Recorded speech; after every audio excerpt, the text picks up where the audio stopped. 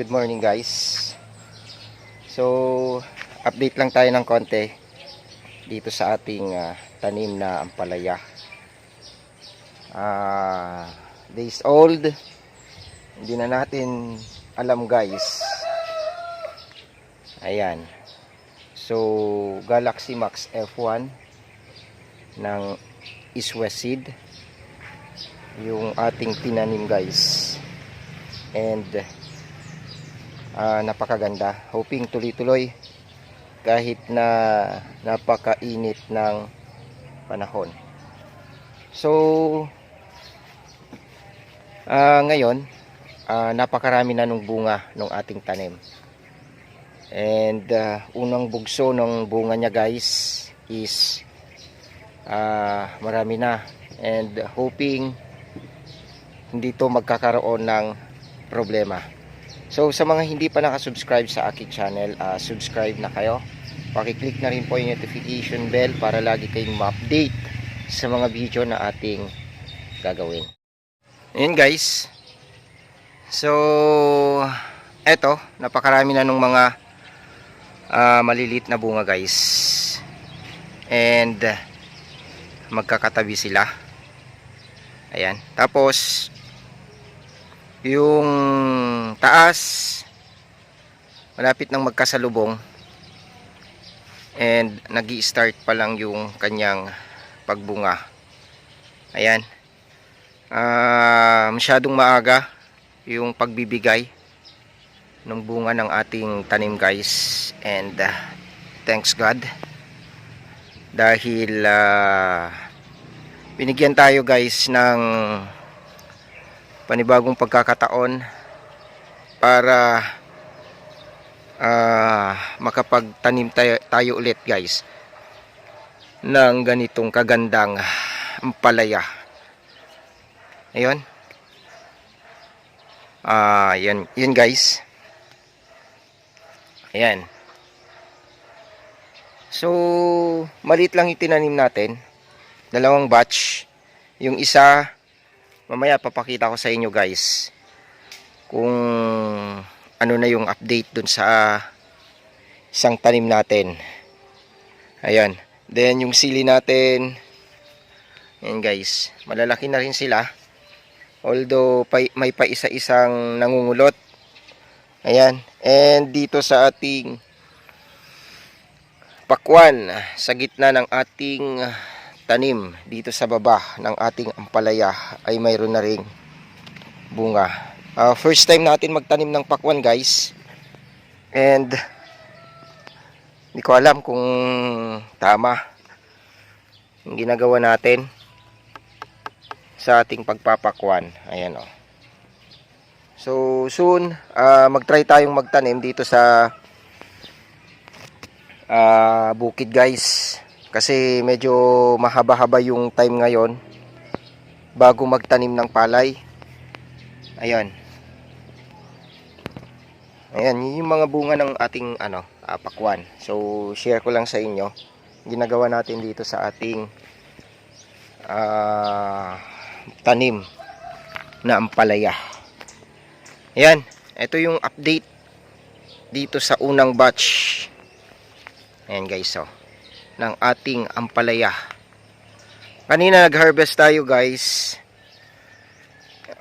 Nakakuha naman tayo ng 4 kilos dito sa tanim natin na to. And by next week hoping medyo marami-rami na yung ating harvest, kasi marami naman na yung bunga guys. Ayan, bunga ng ating tanim na ampalaya. Ayan. So silipin natin guys dun sa isang batch ng ating tanim na ampalaya with intercrop, sili, and pakwan. Ayan guys, ito na yung ampalaya natin dito sa isang batch. Marami-rami to, mas marami to, nasa 100 mahigit na puno. And yung ating sili ay malalaki na.